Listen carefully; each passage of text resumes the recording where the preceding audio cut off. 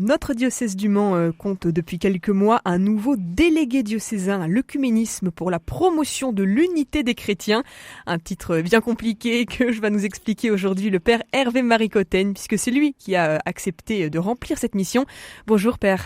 Bonjour Agnès. Vous êtes prêtre sur l'ensemble paroissial de Sablé-sur-Sarthe. Alors, en quoi consiste ce titre, cette mission que vous remplissez pour notre église de Sarthe ?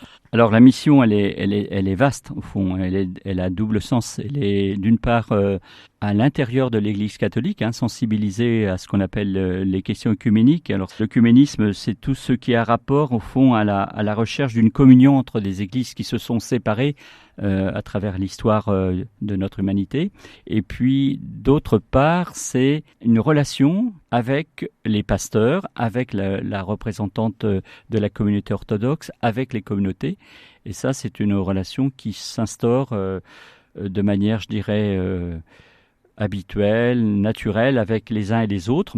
On n'est pas nécessairement les étiquettes sur notre veston pour dire je suis catholique, je te parle à toi protestante ou protestant, ou je te parle à toi orthodoxe, mais véritablement on se parle de chrétien à chrétien. Ça veut dire, père Hervé Maric, dans la Sarthe, le paysage chrétien, le paysage des églises, il est assez divers. Vous parlez de protestants, de catholiques Tout à fait, vous avez déjà une église qui est quand même historiquement le fondement du mouvement protestant, donc qui est l'église réformée de France. Puis vous avez aussi des mouvements qui sont de type évangélique. Donc là, il y a une grande variété, puis même une variété qui d'ailleurs ne fait qu'augmenter, parce qu'en fait, par rapport aux églises évangéliques, vous savez qu'il y a un mouvement depuis quelques années du développement de ces églises, en particulier avec l'arrivée de populations nouvelles, de migrants qui se sont installés. Donc il y a des églises spécifiques. Et puis par ailleurs, du côté orthodoxe, il y a également une communauté orthodoxe, alors très très variée. Je pense en particulier aux Géorgiens qui sont présents, à des Russes et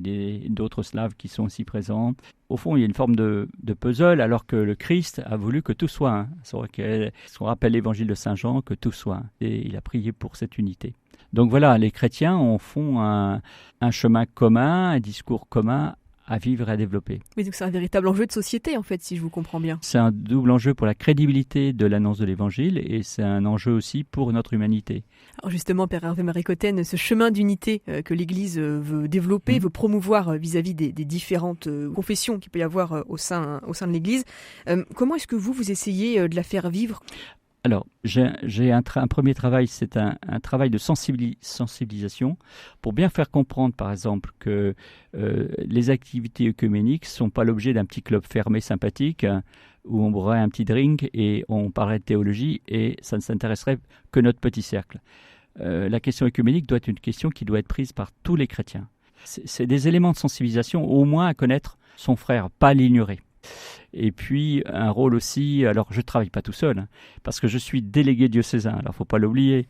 Et le délégué pour l'unité des catholiques, c'est Monseigneur Villemin, c'est-à-dire l'évêque. Donc c'est d'abord avec l'évêque que je dois m'appuyer d'abord aussi sur le père évêque pour pouvoir que ma mission puisse avoir aussi l'appui nécessaire. Et il faut aussi simplement au fond, adopter ce que le Christ nous a demandé de faire, avoir un regard qui soit plein d'amour vis-à-vis de nos frères, nos sœurs. Et donc, c'est ça qui doit nous motiver, en fait, dans notre dialogue, le dialogue qu'on a avec eux. Il y a pour ça, quand même, dans l'année, des moments un petit peu phares, des dates clés qui sont mis à la disposition de chacun. Il y a des semaines et des journées particulières.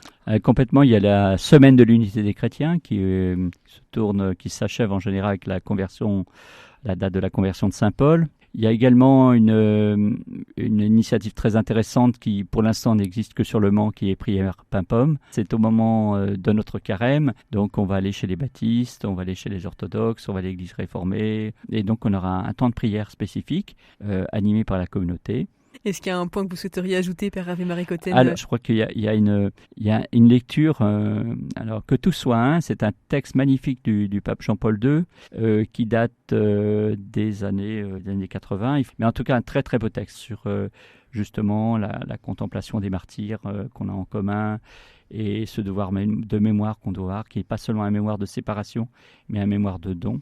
Et donc, je crois que pour les catholiques, c'est surtout pour eux que je m'adresserai. Il ne faut pas avoir une vision schématique des choses, mais une vision à long terme et une longue réflexion. Et puis, il y a un élément qui est aussi d'abord essentiel, c'est tout simplement de prier. Un immense merci Père Hervé Marie. Je rappelle que vous êtes prêtre sur l'ensemble paroissial de Sablé-sur-Sarthe et vous êtes notre nouveau délégué diocésain à l'œcuménisme pour la promotion de l'unité des chrétiens. À bientôt. À bientôt, merci.